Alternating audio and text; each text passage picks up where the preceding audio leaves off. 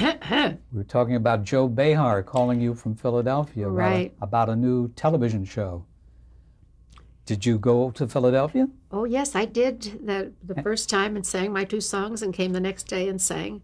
Who did you meet, though? I want to go back to meeting Ernie Kovacs for the first time. So you didn't know the name. Oh, no, I got in there and I remember him standing there with a hat and a mustache and a cigar, and I've never seen, he looked like something out of a B movie. He was just like evil personified or something, I don't know, but I never saw anything that looked like that. And very soft spoken, and I thought, I don't know what that is, but I want one of those. That was immediate, just immediate. And nobody in my family looked like that. And very gentle too, wasn't he? Very soft spoken. Yeah. What was it? I think Chevy Chase said as a kid, he watched him, and he looked like a gangster, but he said, I always knew he wasn't going to hurt me. Did you have to, what song, rather, did you sing for them? Would I love you, love you, love you. That was one. And then I had to go, as I say, I was not really acquainted with the popular music, and I had nothing but I had studied all the Gershwins and all the Cole Porters, and I knew the books and whatever. And the point on the 2-hour show was not to be entertaining, it was to kill time. We had to kill time because what they did was essentially hire somebody to put records on, and it was a visual medium. We had to do something visual, and it hadn't been done before.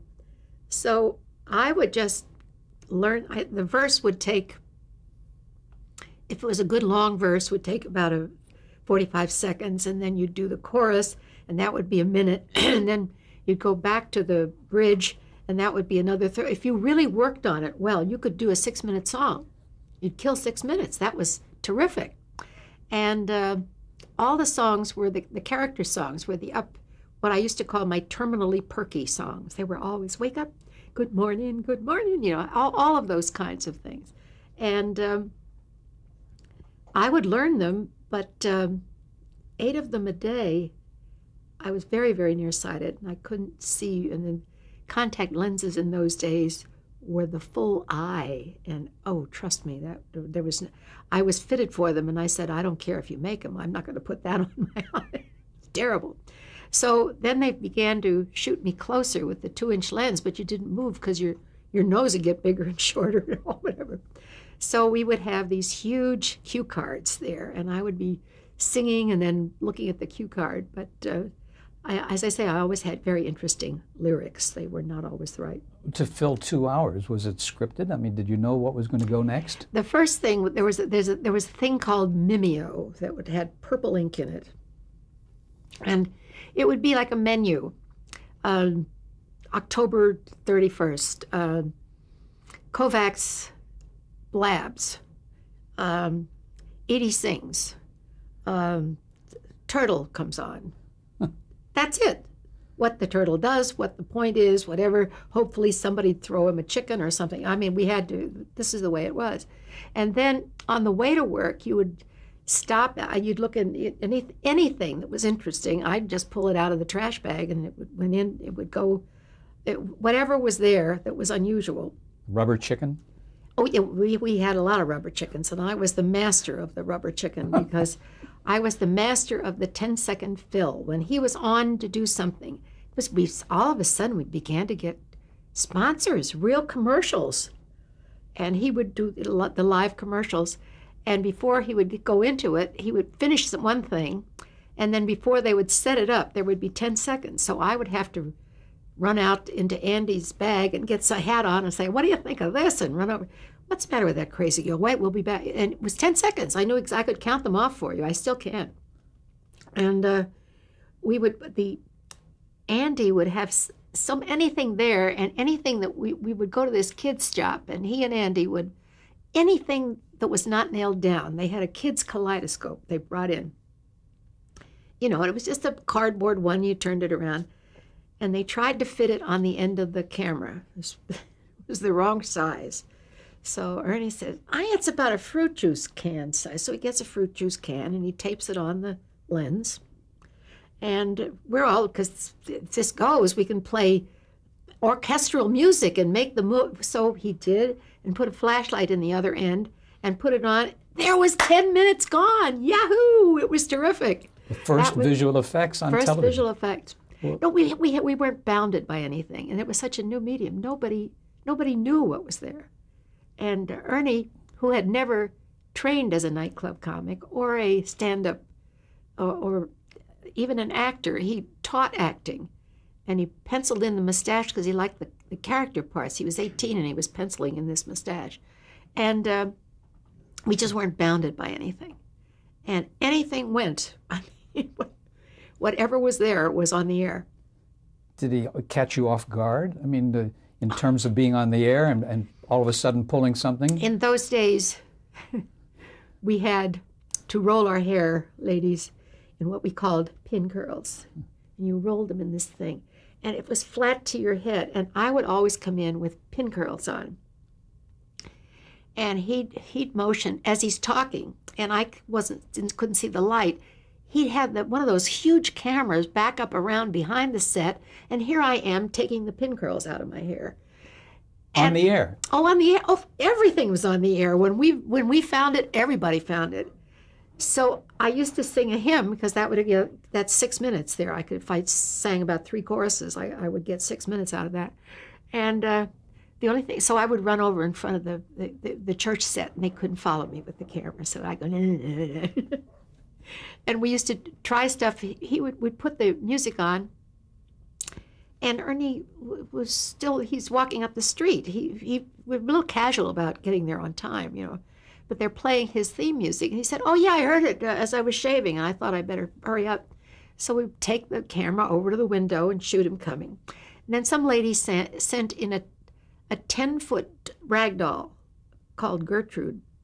And then we would throw Gertrude out the window, and he'd save Gertrude and dance the streets of Philly. This was all with these humongous cameras. They were just huge. The first location shots that were done. Coming in, and anybody that was on the street came in the studio. I mean, anybody, hey, come on in. Let's talk, you know. Another time, we were on a train coming from Philly to New York, and we were just about to get off, and the train stopped, and all of us fell. And of course, they took all of our names, and I was fine. I had a hole in my stocking. The insurance people started to call. He said, let's really do this right. So we kept saying, no, I'm in too terrible shape. I can't. We had the insurance man come on the air. Now, this guy had no idea. And they had me in a wheelchair with a thing and everything. And I can't get all this stuff, telling the audience what was happening, but not the guy who was on the way there. Anyway, this poor fellow, he said, well, I didn't know this was going to be on the air. But we put him on for about an hour and then said, no, we just thought it might be fun. No, but we were killing time. We killed a whole hour of those 2 hours. Do you remember? Did you get letters on things like that? Oh, yeah. Since we were, another time the band didn't show up. Tony DeSimone was a trio that would work until 4 o'clock. They'd go out and get some breakfast and then show up at 6 o'clock to run over the show. Well, one day he didn't show up. So he said, where is DeSimone? Where is he? I tell you what, folks, call him up. Here's his home number. And they puts his home number on the air. And within 5 minutes, the phone company was there. What are you doing? Don't do this. But then we knew people were watching. But before that time, we thought we were just doing it for ourselves. We had no idea. This was long before the Today Show. You know, this was the first regular show that was on the air. In the morning. In the morning. And it was just great. And we were talking about Merle Pannett was a cub reporter, hung out with Ernie and I, and he said he did the radio column on the newspaper. And he said, you know, they've offered me this job, but it's with television. And he said, there's not much television to report. And what do you think? And Ernie said, you take that job right now. And it was TV Digest. Oh, TV Guide. TV Guide. Yes. It was called TV Digest first. Yes. I even have one. I've promised to send it to them. I have one of those really early ones. I want to talk about Ernie a bit now. You mentioned your reaction to his gentleness and the kind of personality he had, but what kind of person really was he? Let's establish that now. Well, I had grown up in this uptight WASP community where you were always bounded by what other people thought and what will they think. I never knew who they was or were, but Ernie's whole pattern in life was no, you everything, nothing, don't plan anything, everything spontaneous. If you want it, buy it. Hedonistic, totally hedonistic. And for me, this was, well, you have to. No, we went to dinner the first night, and he took a cab. And the next night, he showed up with a Cad Allard. That's a sports car. And I knew that he had his mother taking care of the two children and whatever. And he said, that's all I had saved up, but you can't take you to a restaurant in a cab. You've got to. And I thought, where is this man from? Mars? I didn't know where he was from. But he could go and he could order and knew every wine that went with every course. And I had just never met anyone like that. What were his strengths, would you say?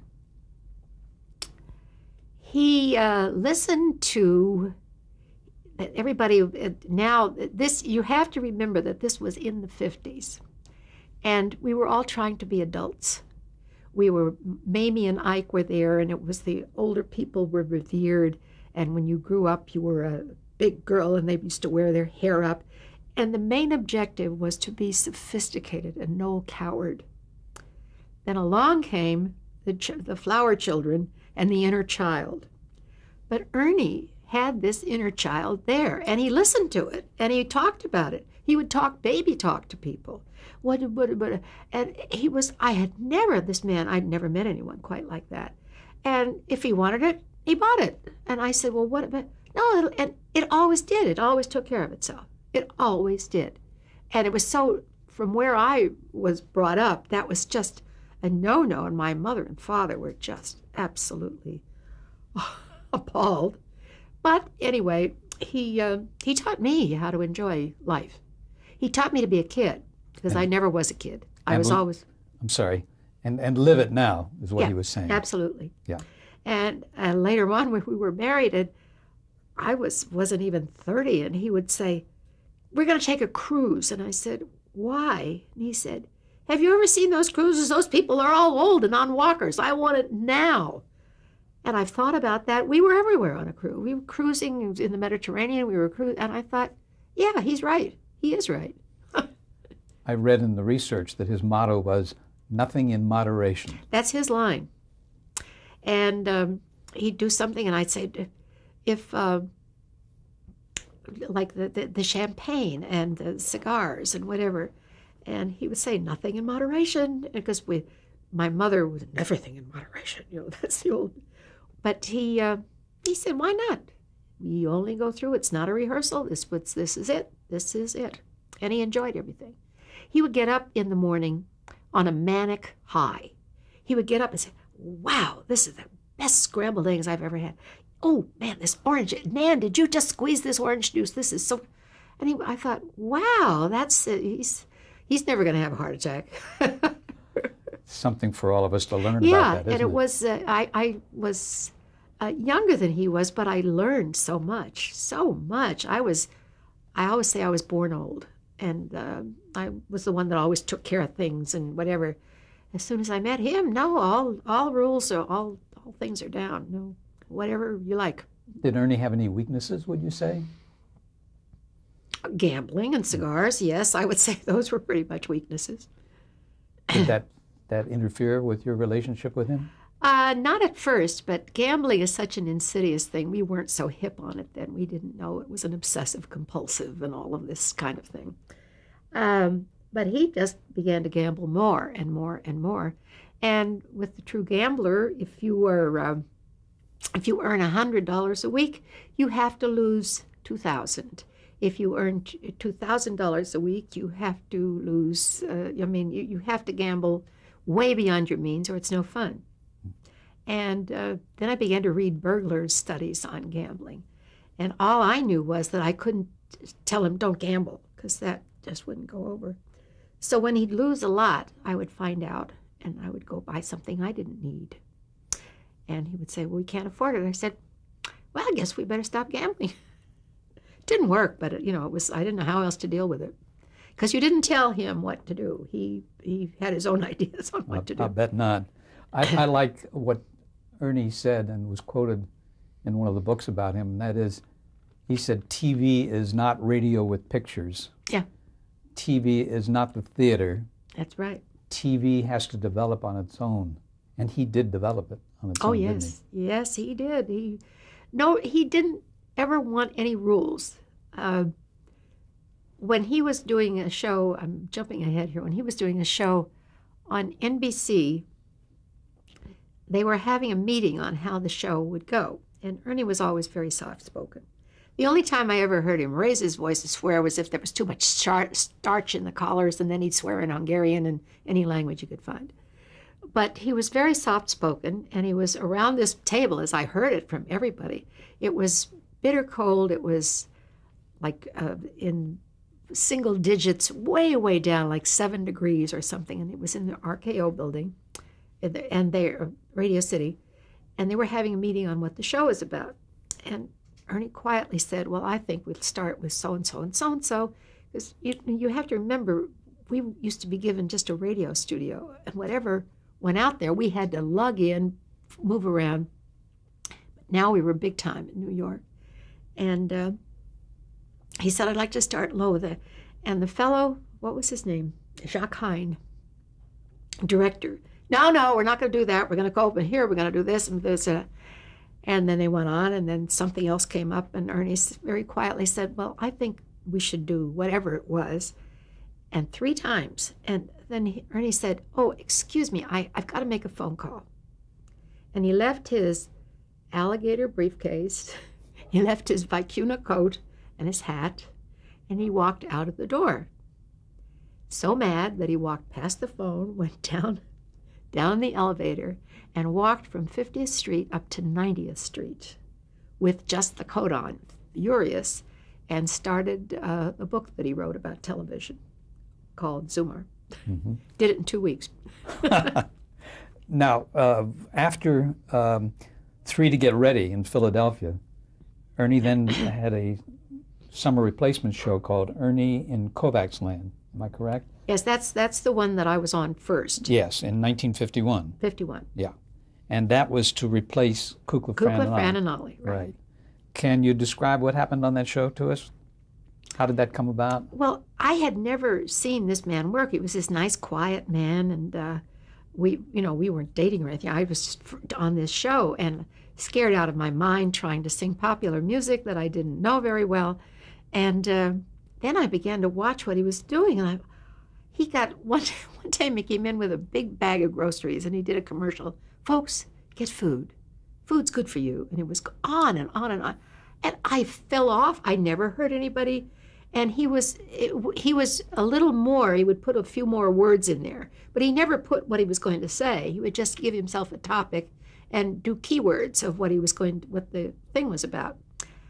And I saw him do stuff that I had never, in all my artsy-fartsy Juilliard years, I had never seen anything like that. And I said, wow, I don't know what this is, but this is interesting stuff. And in the early days, there was no such thing as a producer, or in Philly, there was Joe Behar in the control room, one man, and we were there for 2 hours. If he had to go to the loo, I would go in and do the buttons. Then we had, first there was one camera, but they finally said he had to have 2. So they would lock them on, and if I had to have a set, I would go over in front of the psych, and like they draw, like the when you do the rabbits with your hand and you put the thing, shadow, whatever you call that. Mm-hmm. But if you cut out things in cardboard and put a beam behind it, you could project that onto the. So I'd do an African hut and a palm tree, and I'd sing aloha. But whatever was there, we had to bring there, and Again, no, where did I started on something. Well, I was going to, just for the record, that was called a cucaloris, wasn't it? When you did a cutout like that? Yeah, and then cucaloris. A cucaloris. The and I know I had to look it up once because nobody knew what it was. But strange. I went to the lighting man and I said, look in your manual, will you? Because I don't know what the name was. Cucaloris, that's it. Cucaloris. But Ernie and Kovac's Land came after Philadelphia, correct? No. 1951, I have for Ernie and Kovac's Land. I just wanted to set the record straight. Yeah, 51 is when I went down. I didn't meet him before 51. Oh, you didn't? Okay. He was started on 3 to Get Ready. I was not on it. But when he was given this Ernie and Kovac's Land, that was this summer replacement show. It was only 8 weeks, July and August. And then after, I joined his morning show.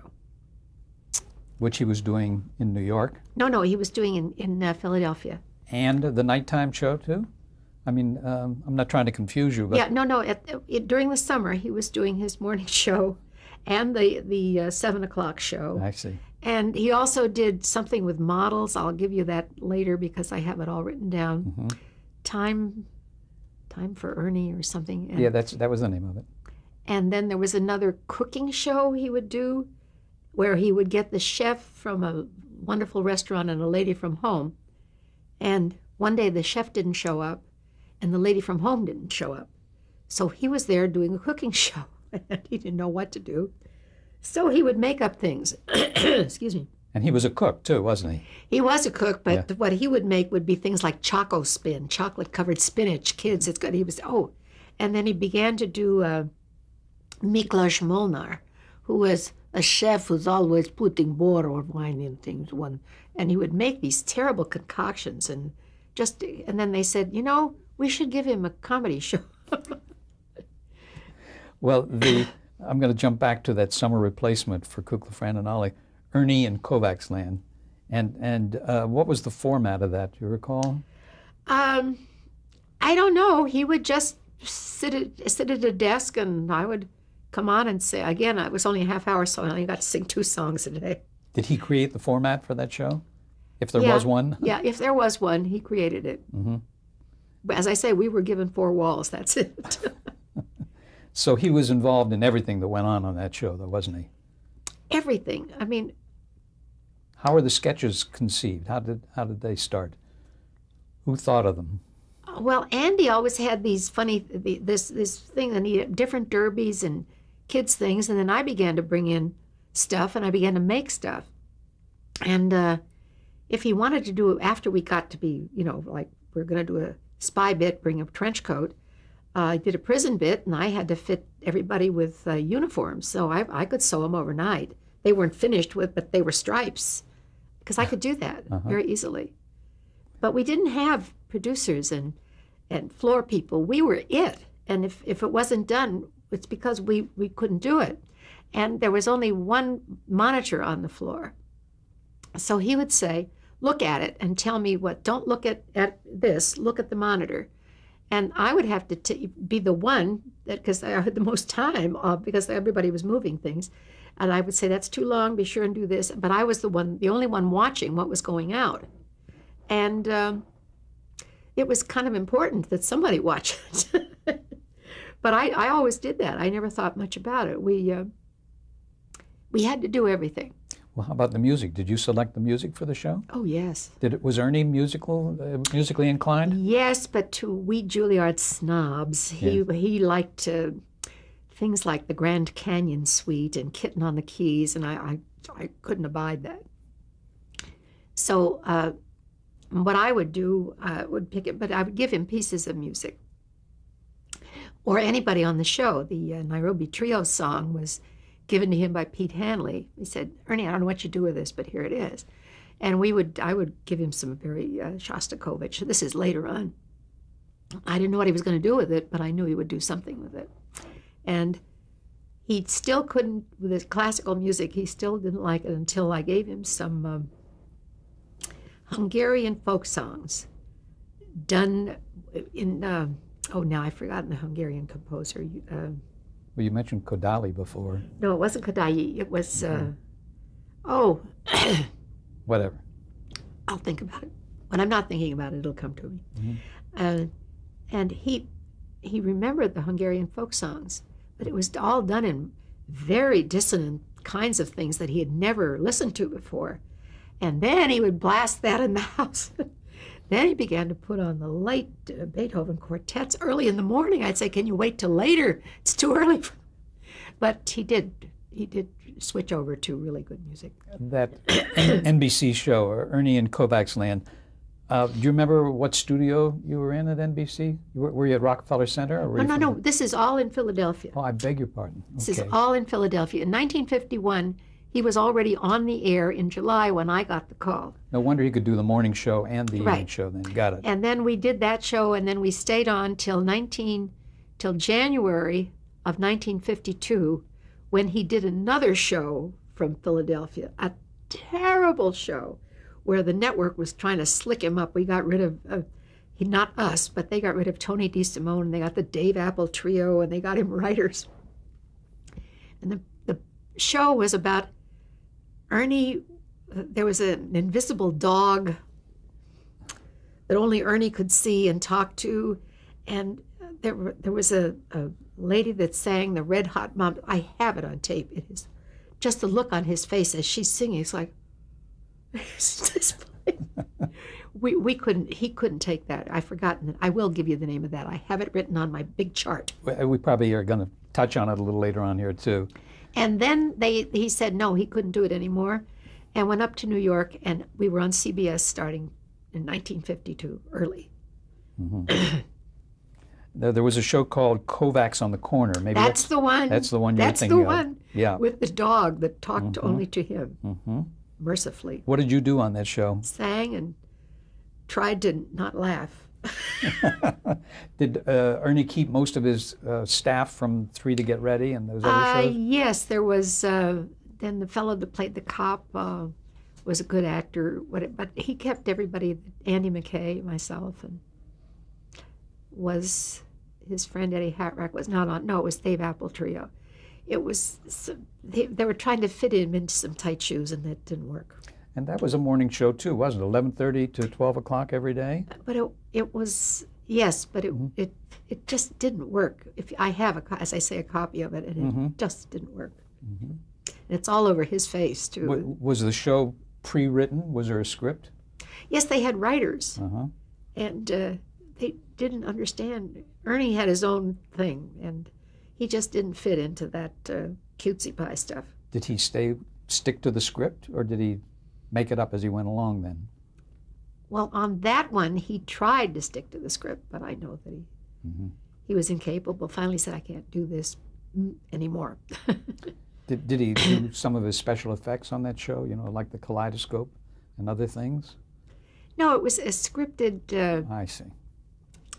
I don't know how to say it. It's politely. It didn't make much sense to anybody, to me at all. It was no beginning, middle, and end. It was a lot of old vaudeville people that seemed to, that we tried to keep. That was the newness then, was to keep away from the stereotype at all costs. Okay, we'll pick up there in a moment.